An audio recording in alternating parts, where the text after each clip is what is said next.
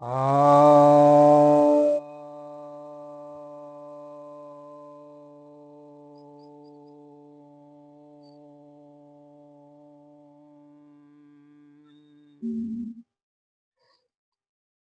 सभी भक्तजनों को सप्रेम नमन। तो आज आपके समक्ष आपकी जिज्ञासा का समाधान लेकर आया हूँ। एक जिज्ञासा आई है कि कैसे आसानी से पहचानें कि मेरी कौन सी कुंडलिनी जागृत है।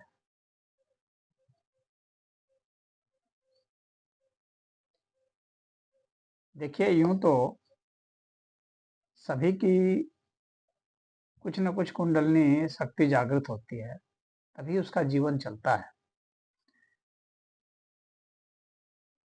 लेकिन पूर्ण रूप से जब कुंडलिनी शक्ति जागती है तो व्यक्ति को पता चल जाता है। उसके लिए उसे किसी से पूछने की जरूरत नहीं होती है। तो जब आपकी कुंडलिनी शक्ति जागेगी तो आपको खुद पता चल जाएगा। लेकिन जब तक ऐसा नहीं हुआ है या पूर्ण रूप से नहीं कुंडलिनी शक्ति जागृत है, लेकिन जागृत तो है ही किसी न किसी अंश में, तो उसका पता इस तरह से आप लगा सकते हैं कि उसमें कई पहलू हैं। तो इसमें 5 मापदंड अमूमन रखे जाते हैं। ऐसे और भी मापदंड हैं, तो चूँकि विस्तार बहुत ज़्यादा हो जाएगा, तो लेकिन संक्षेप में मैं थोड़ी बहुत बात बता देता हूँ। आपकी जो पसंद है, नापसंद है, उसके ऊपर बहुत कुछ निर्भर करता है। वो बताता है कि आपकी कौन-सी चीज़ जागृत है। जैसे आपको कौन से रंग पसंद है, तो आपको रंग की जो आपकी पसंद है वह, राग की पसंद है वह, या जो उपयोग करते हैं, पसंद और उपयोग इन दोनों का समन्वय होना चाहिए। जो रस आप पसंद करते हैं, यानी जो स्वाद पसंद करते हैं वह, और जिस चीज़ में आप रमते हैं, लीन रहते हैं, इसमें आपकी बहुत ही ज़्यादा अभिरुचि है, और जैसा आपका रूप है वह, ये जो है मापदंड है। जिस तरह के, और आप कुंडलिनी का जो, कुंडलिनी तो दोनों तरफ से जागृत होती है, एक सकारात्मक रूप से, एक नकारात्मक रूप से। तो जो विकार होते हैं उससे पता चलता है कि नकारात्मक रूप से यह कुंडलिनी शक्ति कार्य कर रही है अमुक व्यक्ति। तो जिन जिन अंगों में आपके रोग हो जाते हैं उनसे पता चलेगा। जो अंग आपके खराब हो गए हैं, अगर एक्सीडेंट हो गया है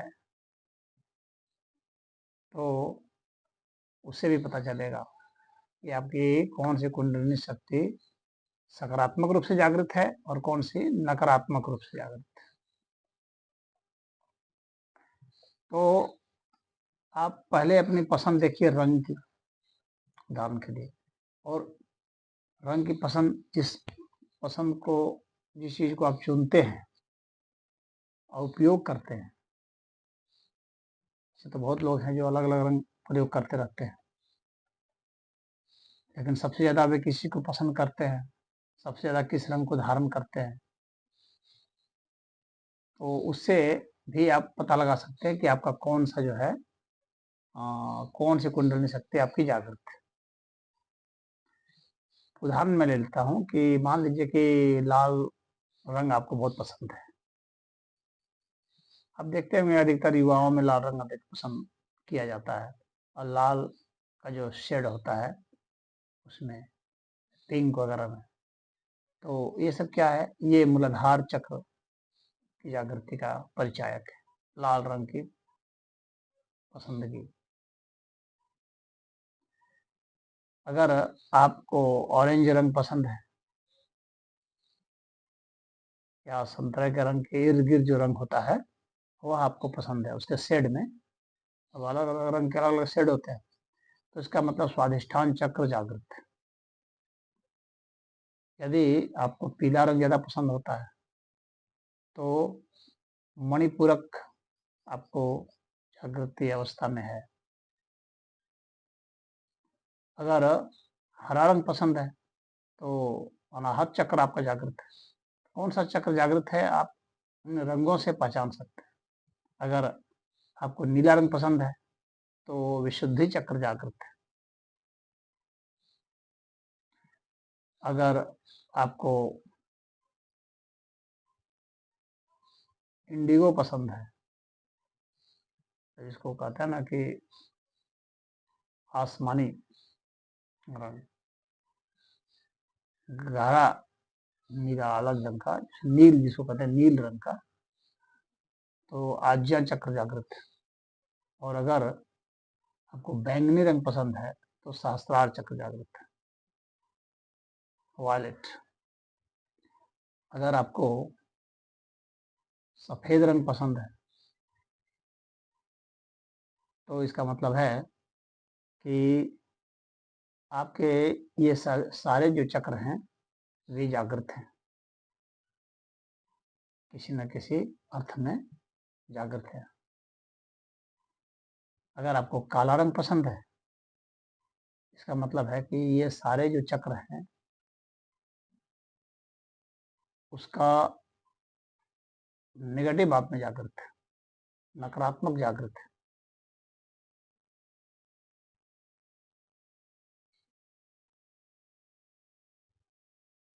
तो आप इनके जरिए पहचान सकते हैं। और अगर आपको समान रूप से दो तीन रंग पसंद है, दो तीन रंगों का मेल, जैसे कि लाल और पीला का कॉम्बिनेशन पसंद है आपको, तो आप इसी तरह से समझ लीजिए कि आपको मूलाधार और मणिपूरक जो है वह चक्र जागृत है। ये दोनों चक्र, यानी कहने का मतलब है एक साथ दो तीन चक्र भी जागृत होते हैं व्यक्ति के, तो जिसका जो पसंद है कॉम्बिनेशन, तो किसी को रेड और ब्लू ये पसंद होता है, तो फिर शुद्धि जागृत है और मूलाधार जागृत है। तो जितने कॉम्बिनेशन के रंग आपको बहुत पसंद है, जिनको आप बहुत यूज करते हैं बहुत ज़्यादा ही, तो वे पसंद होते हैं, तो उस हिसाब से आप चक्र को जागृत करके वो देख लीजिए। और मान लीजिए आपको धूसर रंग पसंद है, राख का रंग जो होता है धूसर रंग पसंद है, तो इसका मतलब है कि आपके जो चक्र हैं वे जागृत अभी नहीं हो पा रहे हैं, और मतलब आप सोचते हैं कि हो जाए लेकिन हो नहीं पा रहे हैं, क्योंकि एकाग्रता नहीं आ पा रही है। तो वह किस अर्थ में जागृत है, तो नकारात्मक अर्थ में। सहस्रार चक्र जो होता है उसका नकारात्मक, यानी वो नेगेटिव तरफ जा रहा है, तो व्यक्ति निष्कर्ष नहीं लगा पाता है। तो इस तरह से आप आपके रंग के पसंद से आप देख सकते हैं कि आपको क्या है। उसी तरह से अगर हम ध्वनि को देखें, राग को देखें, क्योंकि राग भी बहुत मायने रखता है। आपको किस तरह के राग पसंद है? क्या आपको शास्त्रीय संगीत पसंद है? अगर संगीत की भाषा में बात करें तो अगर पसंद नहीं है तो इसका मतलब है कि ये चक्र आपके जागृत नहीं है, कुंडलिनी शक्ति आपकी जागृत नहीं है। इसीलिए आपको वे संगीत आपको पसंद नहीं आता। बहुत लोगों को संगीत ही पसंद नहीं आता, इसका मतलब है चक्र उनके जागृत नहीं है, नकारात्मक रूप से जागृत है, सकारात्मक रूप से नहीं। तो नेगेटिव इम्पैक्ट होगा। शोर, जिन जो शोर गुल इस सब में जो रहते हैं वही पसंद करते हैं। अब अगर पसंद करते भी हैं आप संगीत को, तो आप किस तरह के संगीत को पसंद करते हैं? तो जिस तरह के संगीत को पसंद करते हैं, वह चक्र जागृत होता है। उदाहरण के लिए, यदि आप कामुक गीतों को पसंद करते हैं, तो इसका मतलब है मूलाधार चक्र आपका जागृत है, नकारात्मक अर्थ।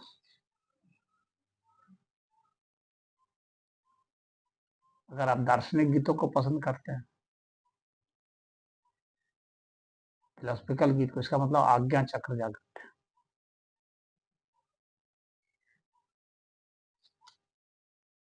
अगर आप आध्यात्मिक भक्ति भजन वाले गीत पसंद करते हैं, इसका मतलब सहस्रार चक्र आपका जागृत है। तो भक्ति में भी निर्गुण भक्ति तो सहस्रार चक्र, अगर सगुण भक्ति है तो अनाहत चक्र।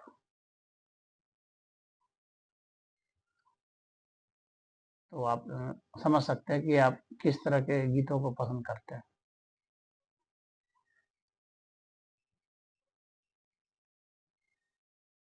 अगर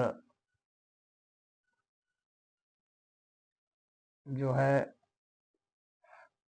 आप विचारवान गीत जो होते हैं, जो ऐसे संदेश रखते हैं, जो जिंदगी के महत्वपूर्ण पहलुओं को छूते रहते हैं, तो ऐसे गीतों को पसंद करते हैं, तो विशुद्धि चक्र आपकी जागृत है।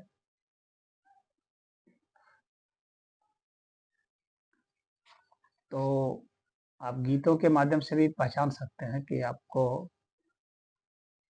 कौन सा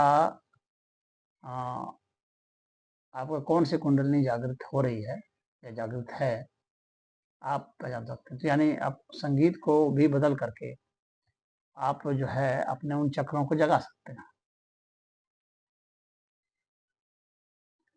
तो यदि आप भिन्न भिन्न रागों को सुनेंगे, तो आपके लिए बहुत अच्छा होगा कि किसी भी चक्र को आसानी से जगाना।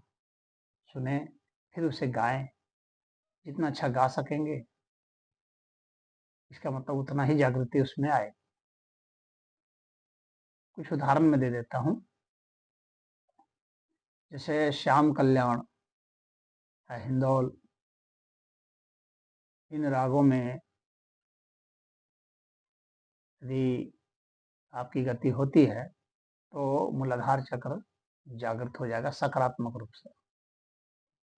यदि गुज्जर तोड़ी या राग यमन, उसके गीत आपको पसंद आते हैं, सुनते हैं या गाते हैं, तो स्वाधिष्ठान चक्र जागृत हो जाएगा। अब आप देख सकते हैं जो जो गीत आपको पसंद आते हैं, आप पता लगा सकते हैं कि वे जो गीत हैं वो किस राग पर आधारित है। बहुत सारे गीत होते हैं जो आपको पता नहीं होता सामान्यतः, लेकिन जब पता लगाएंगे आप तो पता चलेगा कि किसी न किसी राग पर आधारित है। तो किस राग पर आधारित है, आप उसका खोज कर लीजिए और फिर आप अपने चक्रों की पहचान कर लीजिए।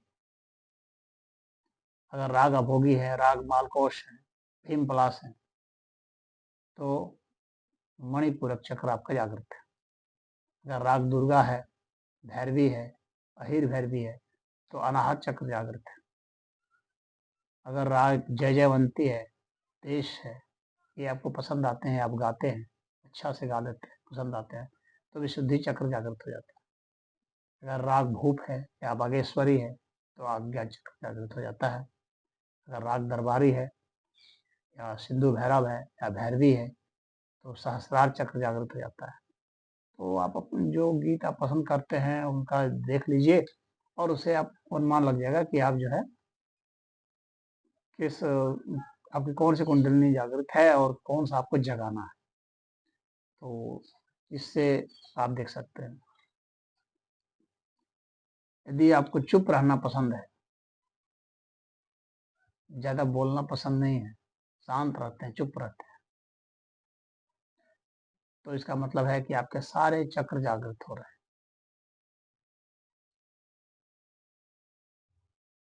और विशेषकर सहस्रार,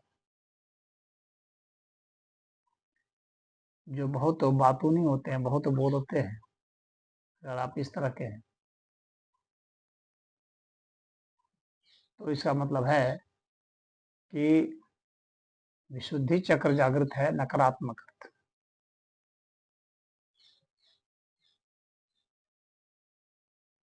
अगर आप में दार्शनिकता है, फिलोसफर टाइप के आप हैं, दर्शन शास्त्र आपको पसंद है, तो आज्ञा चक्र आपका जागृत है।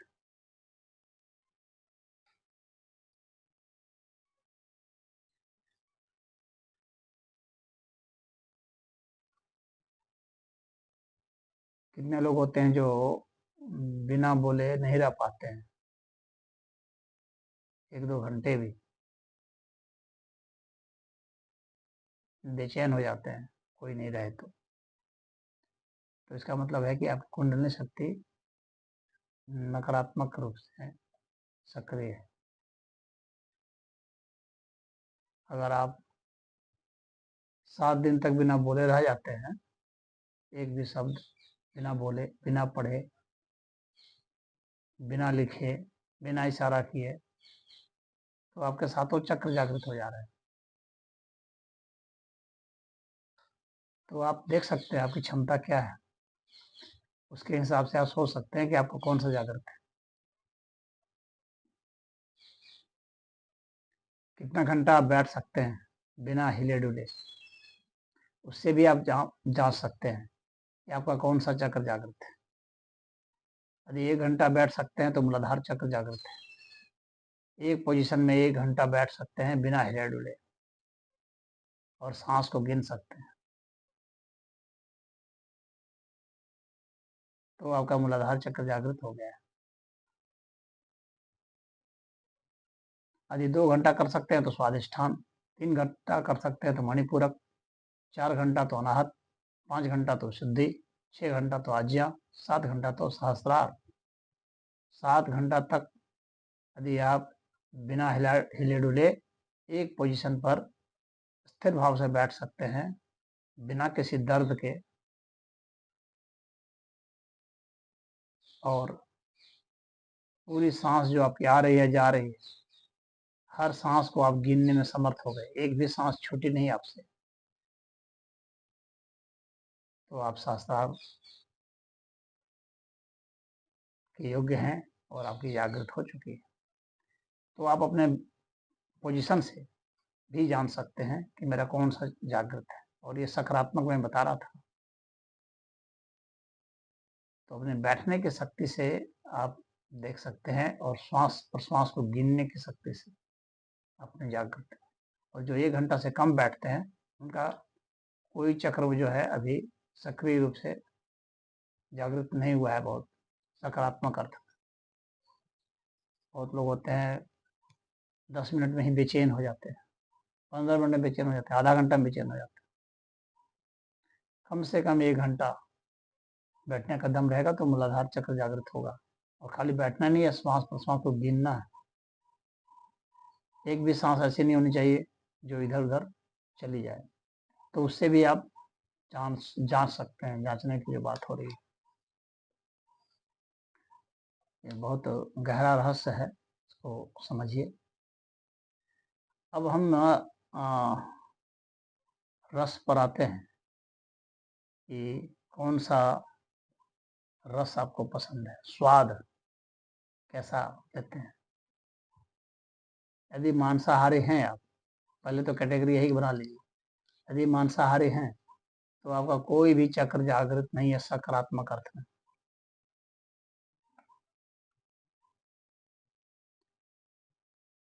सिर्फ शाकाहारियों का ही जागृत होता है, मांसाहारियों का जागृत नहीं होता।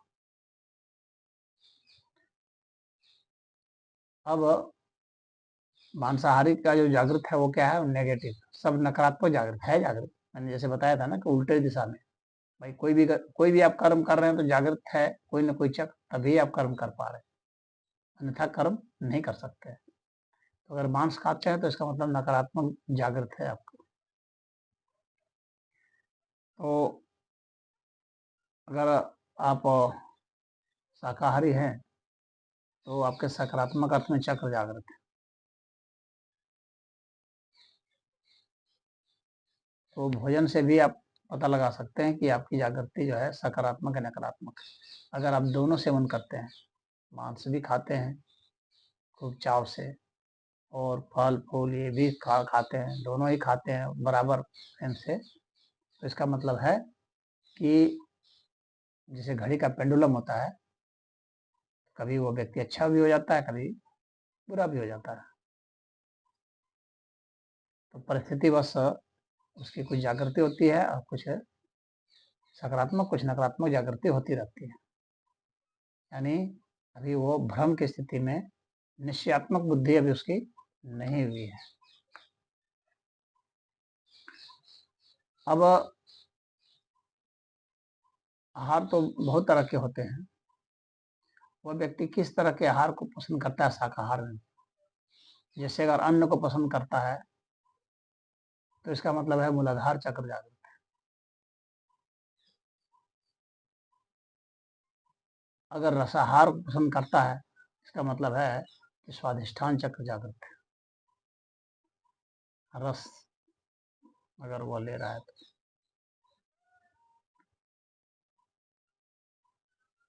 अगर वह कुछ ज्वलनशील चीजों को पसंद करता है ज्यादा, जैसे कि वो खाते हैं ना कुछ मिर्च है, लाल मिर्च, हरी मिर्च, काली मिर्च, इस तरह का जिसको पसंद होता है स्वाद, तो इसका मतलब है मणिपूरक जागृत।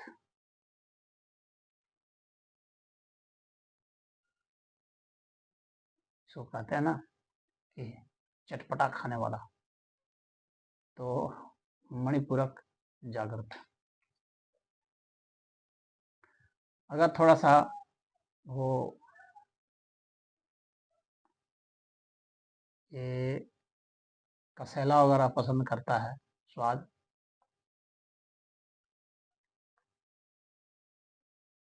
जैसे कि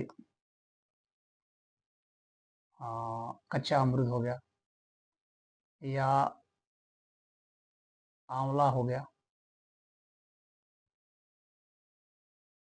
इस तरह का स्वाद है, चाहे बबूल हो गया, तो वैसा जो स्वाद होता है तो इसका मतलब है अनाहत चक्र जागृत है। यदि कड़वी चीज पसंद करता है, जैसे करेला हो गया वगैरह, तो इसका मतलब विशुद्धि चक्र जागृत है।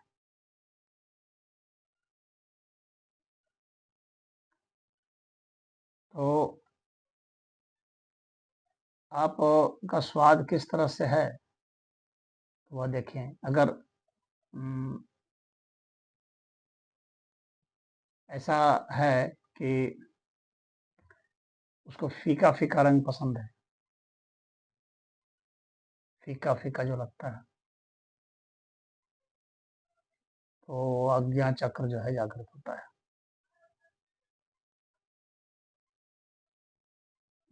और कड़वा में भी आज्ञा चक्र देखा जाता है।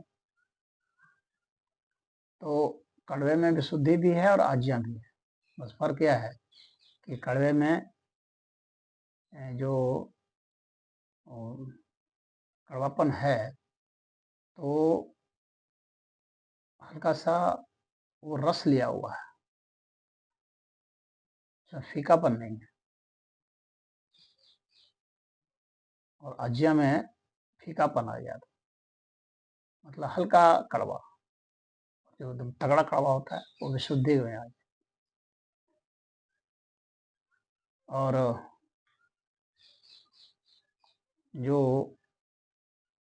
कि इसको स्वाद से कोई लेना देना नहीं, इसके मन में स्वाद के प्रति कोई राग नहीं है, कोई द्वेष भी नहीं है, यानी कोई पसंद और नापसंद नहीं। तो ऐसी स्थिति में सहस्रार जागृत होता है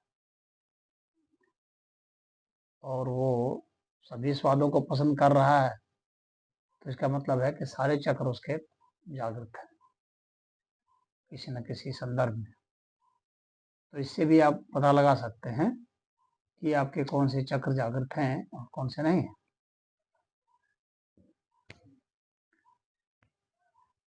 और उसी तरह से अगर देखें कि आपका कौन सा अंग जो है आप सबसे ज़्यादा प्रयोग करते हैं, आपको अच्छा लगता है, और कौन सा अंग जो है आपका बिगड़ा हुआ है, खराब है। जैसे मान लीजिए कि आपका जो है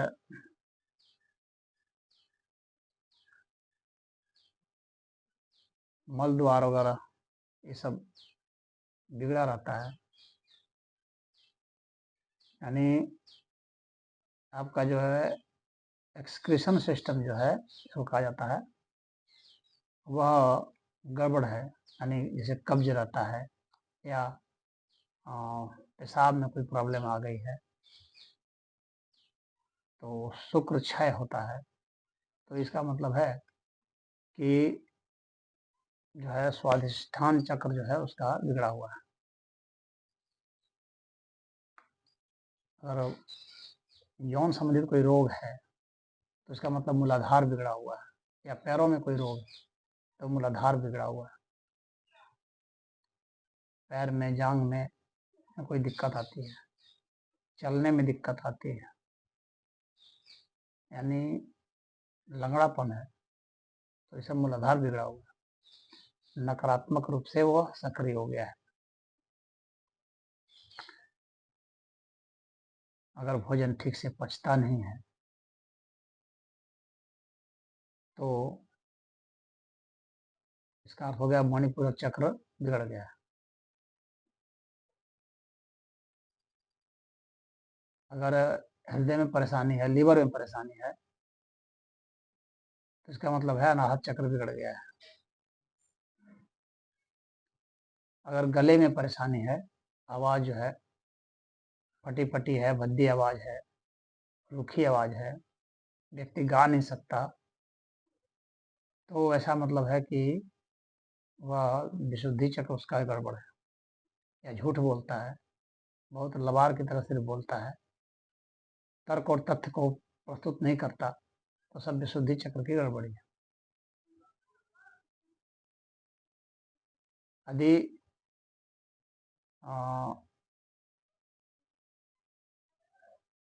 आंखों में समस्या है या सुनने में समस्या है,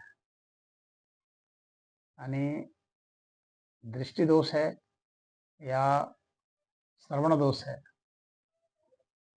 तो ये समझना चाहिए कि उसको आज्ञा चक्र में परेशानी है कुछ, और नकारात्मक है, या नाक में कोई दोष है, तो भी यही समझना चाहिए, यानी गंध वगैरह का ज्ञान उसको नहीं हो पा रहा है, नाक में कोई ना कोई परेशानी, बीमारी रहती है, तो समझना चाहिए आज्ञा चक्र में दिक्कत है। अगर सिर में समस्या होती है, सिर दर्द रहता है, सिर भारी रहता है, अक्सर हर समय व्यक्ति माथा पकड़ा रहता है, पहले सर घूमता है, सर चकराता है, तो इसका मतलब है कि सहस्रार चक्र जो है उसका बिगड़ गया है।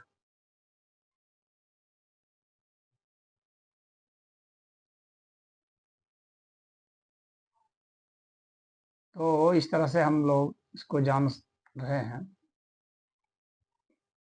अब अगर यह देखें कि उस व्यक्ति का रूप कैसा है, तो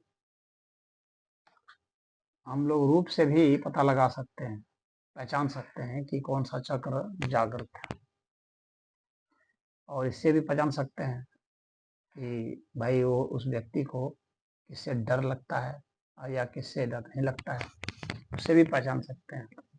उदाहरण के लिए मैं उदाहरण ले रहा हूँ कि यदि व्यक्ति को वस्तुएं जो है, बड़े बड़े पहाड़ वहाड़ हैं, इन सब से डर लगता है, उदाहरण के लिए भारी भारी वस्तुएं हैं, ऊंचे ऊंचे पहाड़ हैं, वहां वो जाना नहीं चाहता, डरता है,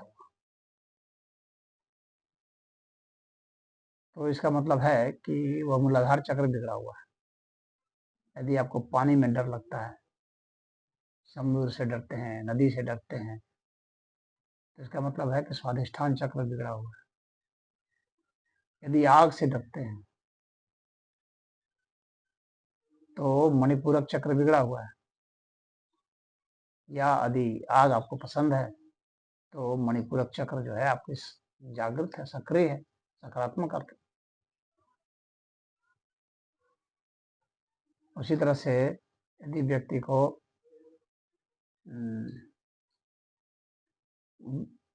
व्यक्ति बहुत प्रदूषित हवा में भी रह रहा है, वो कोई फर्क नहीं पड़ रहा है, तो इसका मतलब है अनाहत चक्र उसका बिगड़ा हुआ है।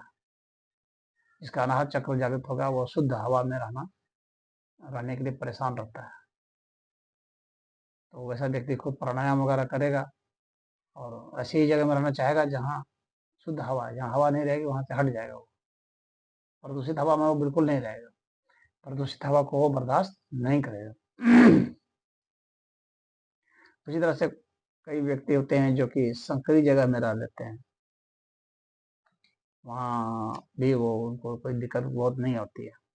इसका मतलब है कि विशुद्धि चक्र जो है उसका बिगड़ा हुआ है।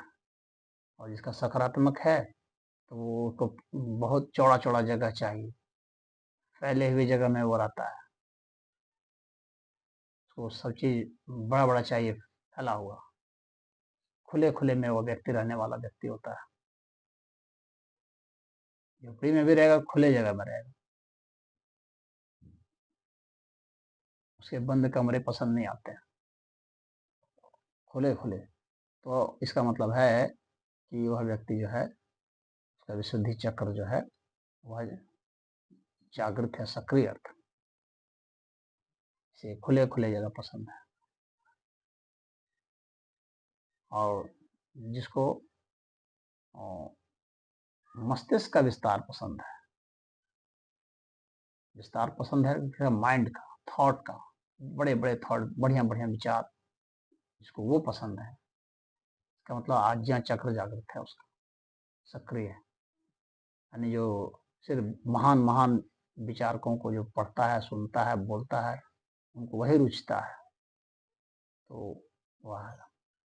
और जिनको साधु संत भक्त ये सब जो है पसंद आते हैं, तो इसका मतलब है शास्त्रार्थ उसका जागृत है। जिसको जो कि अकेला रहना चाहता है, शास्त्रार्थ जागृत है। अगर एकांत आपको पसंद है तो शास्त्रार्थ जागृत हो रहा है। तो आप इसे देख सकते हैं कि आप जो है आपकी कौन सी कुंडली जाग रही है और किसको आपको जगाना है, इसके माध्यम से भी आप पता लगा सकते हैं। यानी कहाँ आप रमते हैं, कहाँ लीन होते हैं, उसके आधार पर मैंने बताया, रमण के आधार पर। अगर रूप के आधार पर बताऊं तो आपको अपना चेहरा देखना होगा कि आपका चेहरा कितना सौम्य है, कितना सुंदर है,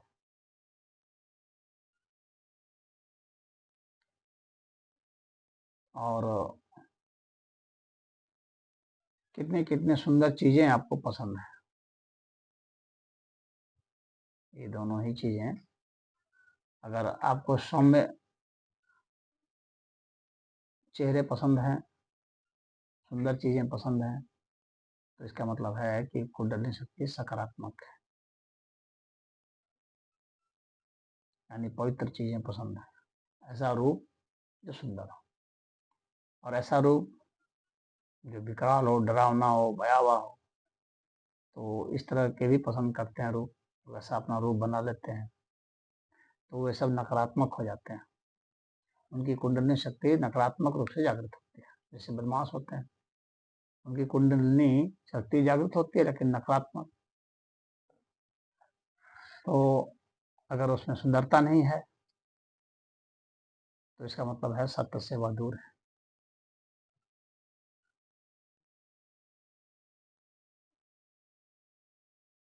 तो ऐसा नहीं है कि बहुत लोग सोच रहे होंगे अभी कि जो स्त्रियां होती हैं वो सब सुंदर होती हैं। नहीं, सब स्त्रियों की सुंदरता अलग अलग ढंग की होती है। किसी में क्रूरता वाली सुंदरता होती है, किसी में धूर्तता वाली सुंदरता होती है। वो बहुत बारीक पहचान होनी चाहिए। क्योंकि जिस तरह से आपका व्यक्तित्व होगा वैसे ही आपकी सुंदरता होगी। व्यक्तित्व के हिसाब से सौम्यता सुंदरता आती है।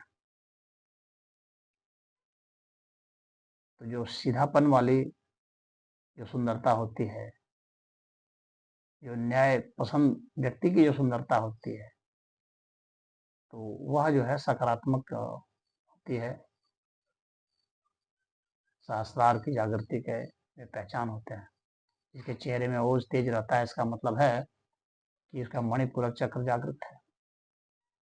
इसके चेहरे से ओज तेज चमकता है, ग्लो करता है, कुछ रेडिशनेस होता है चेहरे में। और किसी का चेहरा बुझा बुझा रहता है तो इसका मतलब है कि मूलाधार चक्र जो है नकारात्मक रूप से हो गया। जिसका चेहरा बुझा हुआ, उदास, लगता है जैसे रोगग्रस्त है, तो वैसे लोगों का मूलाधार चक्र जो है नकारात्मक रूप से जागृत हो जाता है।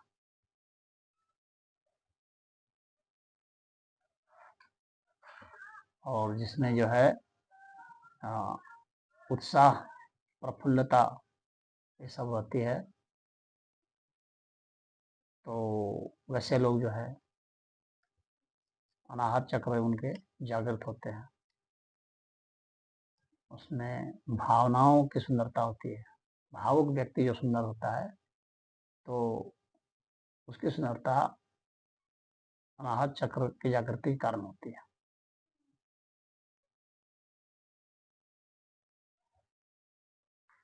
और जो व्यक्ति आप देखेंगे कि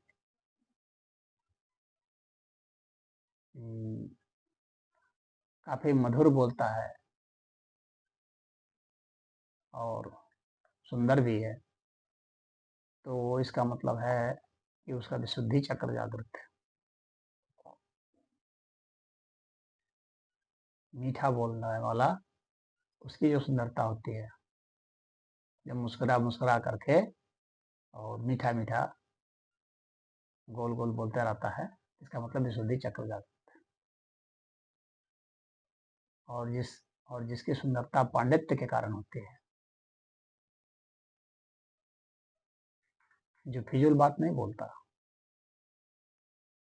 जो बिल्कुल दार्शनिक बात बोलता है, व्यवहारिक बात बोलता है, काम की बात बोलता है, और उसके कारण जो उसकी सुंदरता होती है, यानी गंभीर होकर के उसकी सुंदरता में गंभीरता होती है, उस प्रकार की जो सुंदरता होगी तो इसका मतलब आज्ञा चक्र जागृत है। और जिसमें दिव्यता होती है, वह जो सुंदरता होती है वो अलौकिक सुंदरता होती है। जो आध्यात्मिक व्यक्ति होते हैं उनमें वह बात आती है, तो वह सहस्रार चक्र जागृत होने पर होता है। तो इन चीज़ों से आप पहचान सकते हैं। तो मैंने इसको आपको संक्षेप में बता दिया है। मुझे उम्मीद है कि आप जो है आपकी जो कुंडलिनी शक्ति किस तरह से कौन सी जागृत है, आप इससे समझ सकते हैं, अपने को आंक सकते हैं आप। हरि ओम।